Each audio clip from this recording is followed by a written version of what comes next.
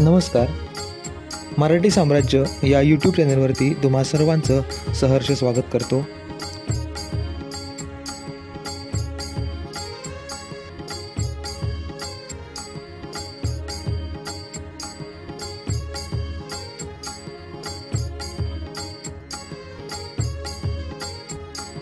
पुस्तकाचे नाव आहे तुकोबा ते शिवबा. लेखक सुरेश तनपुरे. स्वप्नातील गुरुशिष्या संबंधी तुकोबारायांचे वर्तन वैदिक पंडितांना रुचले नाही व त्यामुळे त्यांच्यावर संकटे यायला सुरुवात झाली. तुकोबारायांच्या विरुद्ध वैदिक ब्राह्मणांनी कारवाया सुरू केली. धर्मजागृती व सामाजिक जागृतीतून ब्राह्मणी व्यवस्था नष्ट करण्याचा प्रयत्न करणाऱ्यास रोखले पाहिजे. धर्ममार्तंडांची धडपड सुरू झाली. त्या काळात देहू हे संस्थान आदिलशाहीत मोडत होते. शिवरायांचे स्वराज्य उभारी घेत होते. स्वराज्याच्या कामात शिवराय व जिजामाता मग्न होत्या. तुकोबारायांशी संपर्क दुरावला होता. हीच वेळ वैदिकांनी साधली. सामाजिक परिवर्तन करणाऱ्या तुकोबारायांच्या भोवती संकटे घिरट्या घालू लागली. वैदिक पंडितांचे वर्चस्व असलेली जीवनाची पद्धत व धार्मिक व्यवस्था यांना जोरदार हादरे बसतील अशा आचार विचारांचा तुकाराम महाराज पुरस्कार करत होते. वैदिकांच्या त्यामुळेच अहंकार दुखावला जात होता. त्यांच्या तळपायाची आग मस्तकाला गेली. आपल्या हितरक्षणासाठी तुकोबारायांचे तोंड बंद करणे त्यांना आवश्यक होते. त्यासाठी त्यांना न्यायालयात खेचणे हाच एक मार्ग होता. प्रचलित न्यायालयीन कायद्यानुसार हिंदूंचे न्यायनिवाडे हिंदूंच्या धर्मशास्त्रांना अनुसरून होत असत. धार्मिक ग्रंथच कायद्याचे ग्रंथ होते. या ग्रंथांचा नियमांचा भंग करणे म्हणजे कायदा मोडणे होय. तुकाराम महाराज वर्णव्यवस्थेनुसार शूद्र होते. महाराजांच्या काळात ब्राह्मण आणि शूद्र हे दोनच वर्ग होते.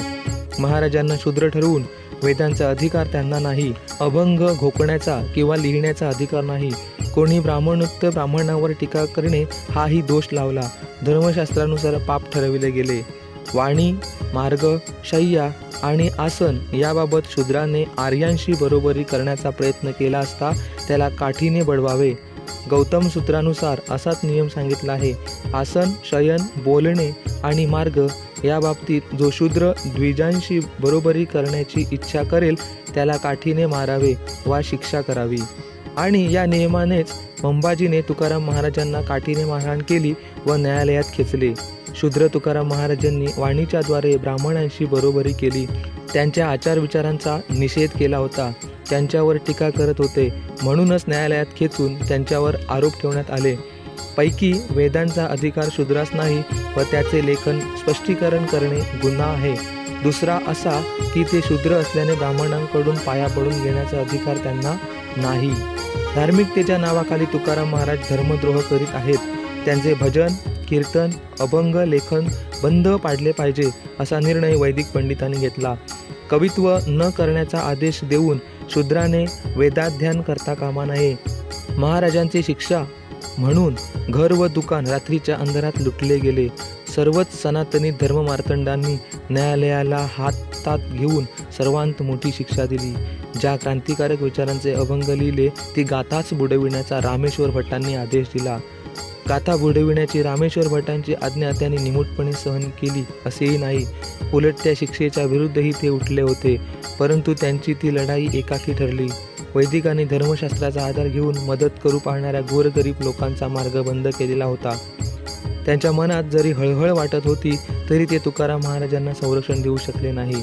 सद्भावनेशिवाय दुसरे साधन त्यांच्याकडे नव्हते. महाराजांचे अभंग बुडविले म्हणजेच विचारांची हत्या केली. या शिक्षेबरोबर आणखीही एक शिक्षा होती.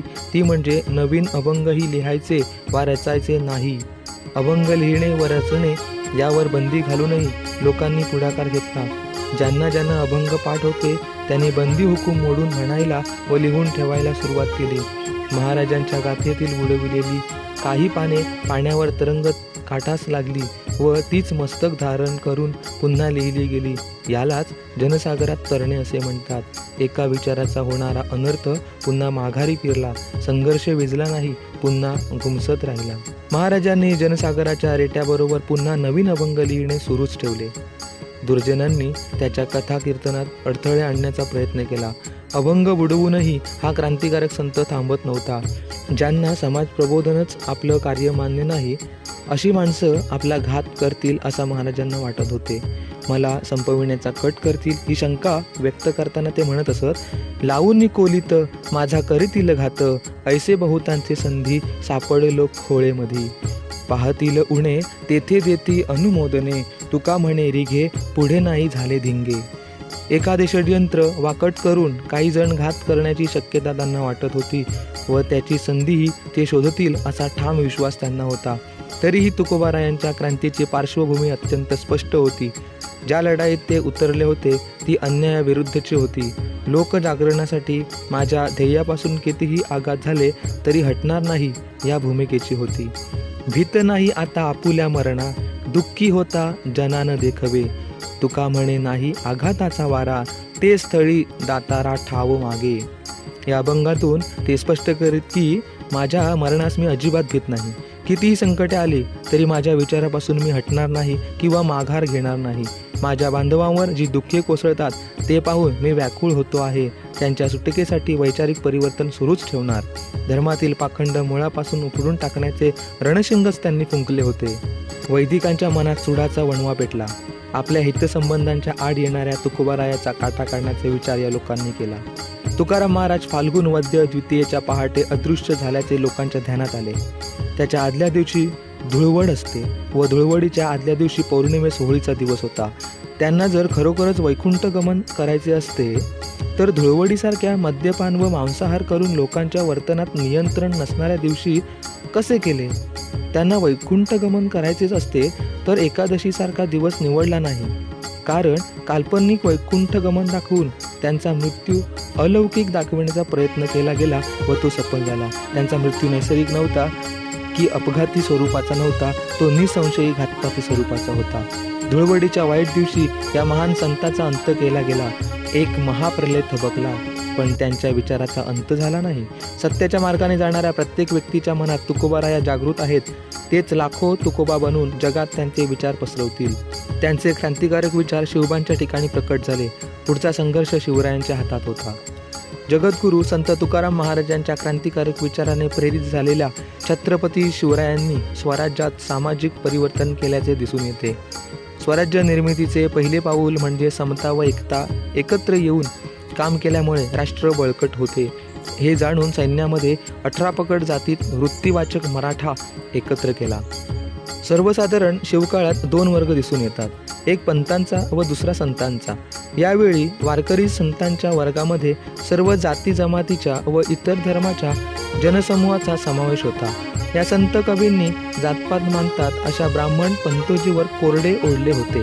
धर्माच्या क्षेत्रात समानता असून ईश्वरापुढे सर्व माणसे सारखी आहेत. हीच संतांची घालून दिलेली समानता तुकोबारायांनी आपल्या कालावधीत बालशिवरायांच्या मनावर कोरलेली होती व त्याचा परिणाम असा झाला की शिवरायांनी आपल्या फौजेत कुठलीही जातपात मानली नाही. समतेच्या विचाराखाली संघटित करून स्वराज्य वाढीसाठी उपयोग करून घेतला. छत्रपती शिवरायांना कष्टकरी व शेतकरी समूहाबद्दल अत्यंत जिव्हाळा होता. त्यांना नुसतं एकत्र न करता एकत्रित राहण्याची सवय निर्माण केली. कष्टकरी वर्गातील कुंभार, सुतार, गवंडी, लोहार या कारागिरांना एकत्र करून त्यांच्या कलेचा उपयोग करून घेतला. त्यांच्याबरोबर पंक्तीत जेवणे, त्यांच्या घरी जाऊन भोजन करणे यातून संघभावना व प्रेम वाढीस लागले. आज 21व्या शतकात माणसं नुसती एकत्र येतात पण एकत्र राहत नाहीत. राहिली तरी विचारात दुरावा निर्माण होतो. एवढेच नव्हे तर आम्ही रक्तमांसांची एकाच घरातील माणसंसुद्धा एकत्र राहू शकत नाही. 17व्या शतकातील इतिहासातला संघटितपणाचा वैचारिक बदल आजच्या समाजाला वाकुले दाखवित आहे. शिवरायांचा लढा हिंदू विरुद्ध मुसलमान असा धार्मिक स्वरूपाचा दिसत असला तरी बहुसंख्य प्रजा ही हिंदू होती व मुसलमान ही राजसत्ता होती. जुलमी राजसत्ता नष्ट करणे हे त्यांचे ध्येय होते. म्हणून त्याने मुसलमान सरदारांनाही आपल्या फौजेत स्थान दिले. राजांच्या सैन्यातही हिंदू मुसलमान असे सरदार होते. परकीयांच्या चाकरीत व गुलामगिरीत स्वतःला धन्य मानणारे होते. असा हा परस्पर विरोधी संघर्ष होता.